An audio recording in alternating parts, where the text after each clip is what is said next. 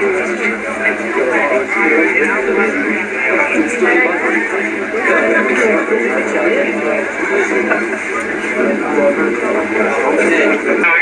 in about 20 minutes. Richard's in there cooking the famous fisher cube. We're going to start now. We're going to start it even now. No. We're going to start cricket again now. Yeah. Just a new one. Go on.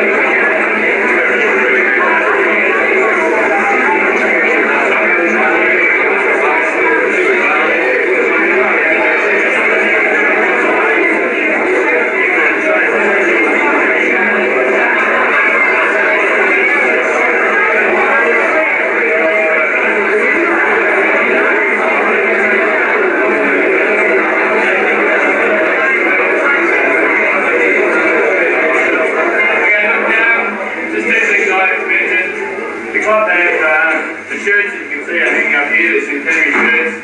You can put in orders for them. Buy one. So my brother here is sitting around. Right, he'll take it away. The other thing that is on. Sorry, what was that? Yeah, you'll take your money too. Yeah, you'll worry about it.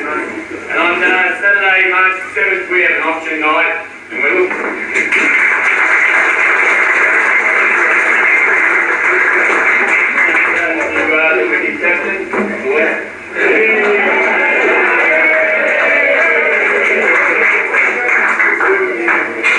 First of all, I'd like to thank Steve and the 11 boys that played. We only had 9, so we were a bit anyway, I'd like to announce the official winners, and that was the old players, just by 3 runs. However, we enjoyed the day. Great. I'd like to take the opportunity of thanking the ladies for putting on such a nice afternoon tea for us, the luncheon, the beautiful, and the whole weekend has gone remarkably well. And I'd like to say, on behalf of the old players, thank you very much. Well done.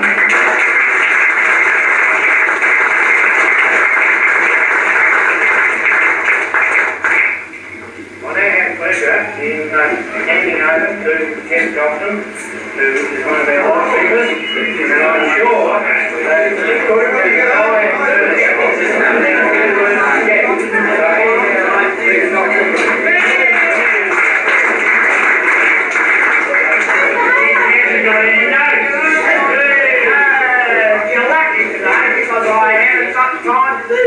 today, so you're going to have to do it off the top of your head.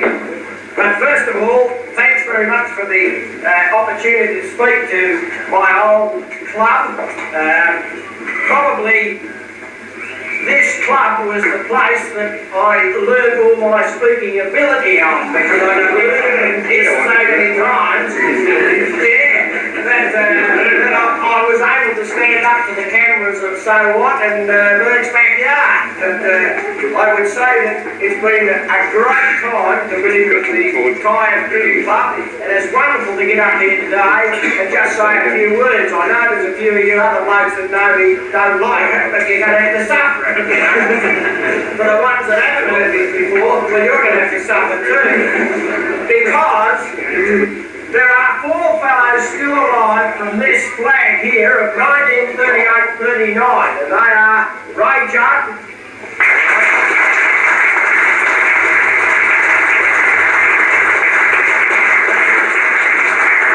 Ray Denham,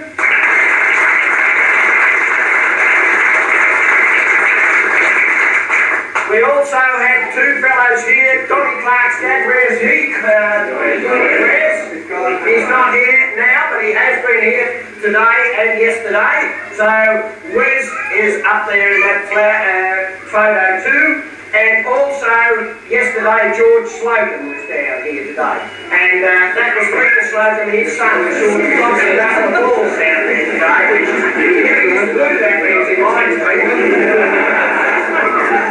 Anyway, that's great to see that 4 of those people are still alive and with us today. And as Ron Grant said yesterday, that those players have still come along to this club. So you can see the strength over the years, how this club has continued to stay together and grow together. And I say grow together because I can remember when we were at our really big crossroads. There was only one team of the Tired Cricket Club. And there was 4 fellows, I believe, that got it going again. That's Richard Francis, Ken Davidson, a missionary from Paran, came down to live at Hastings, and we got him conned into being here. And also Don Clarke, the greatest cricketer in my time that ever batted in the Tide.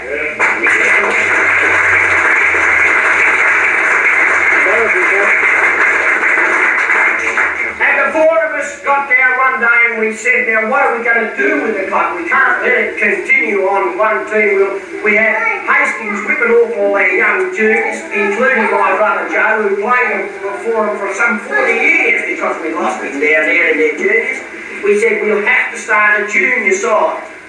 And that's what we did. And after 2 years, this junior under 14 side, you can see them up there, 1967, 68. I was a proud president that day, I can tell you. When those boys won that flag down on where the Yankees come up down in the Hastings football ground. And there was the Floods and the Maroons, you look at them. And even Pumpkin, I see he's come here today. Roger.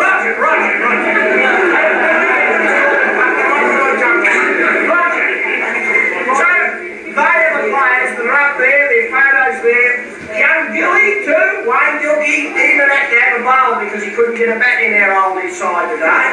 There he is over there. And it's great to see those young boys coming back today. And a lot of those boys are now the fellas that are running this show here today.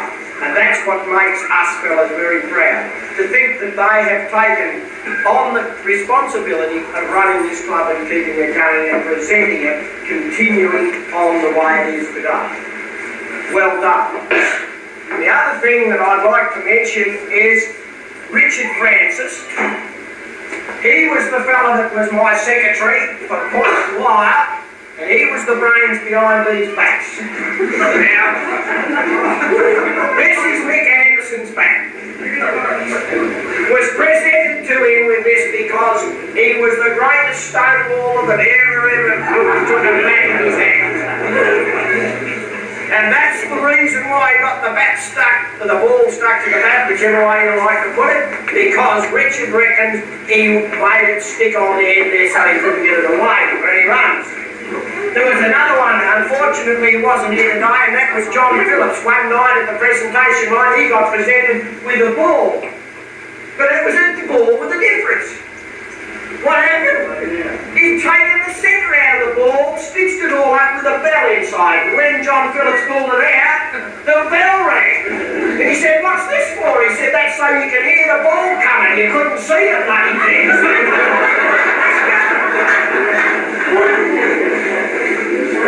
Some of the things we used to get up to were unbelievable. And of course, there was always Boundary Bill, who's here today, umpiring, because he got a crook knee. Well, it was a bad luck in those days. The only 2 good things that ever come to the Tired Cricket Club out of the boat. The boat, when they come in. Boundary Bill and John Hughes. Out of the boat. Well, Hughesy, he couldn't hit a thing when he came in. We had to teach him everything he knew.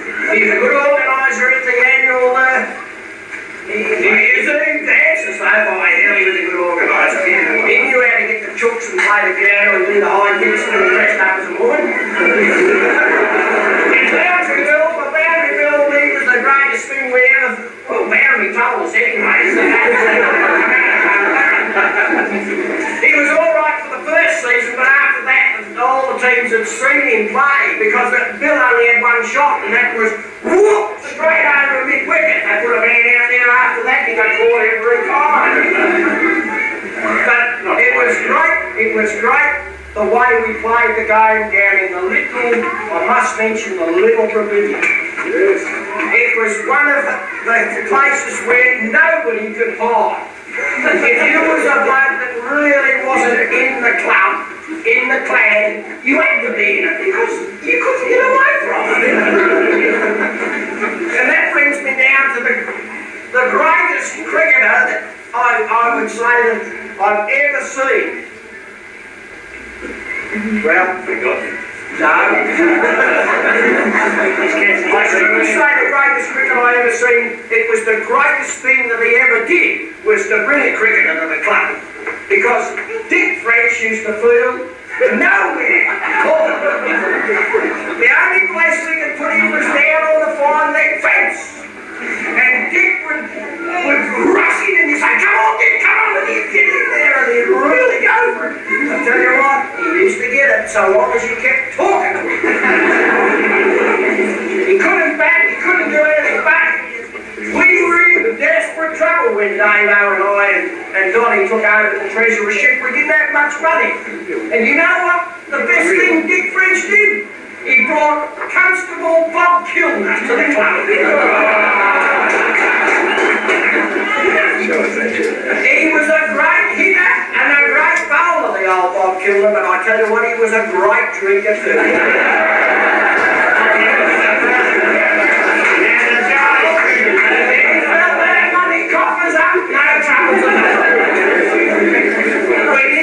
We did inherit a £200 bill from Harold Ludgate in the corner store, which we were able to wipe out within 5 years after we got it. Richard Francis, I must mention, Richard, today you had a taste of what we had with Richard Francis. That fish is absolutely marvellous. And when we sat down, Jen Slocum said to me, isn't that just like what we used to have years ago? It was.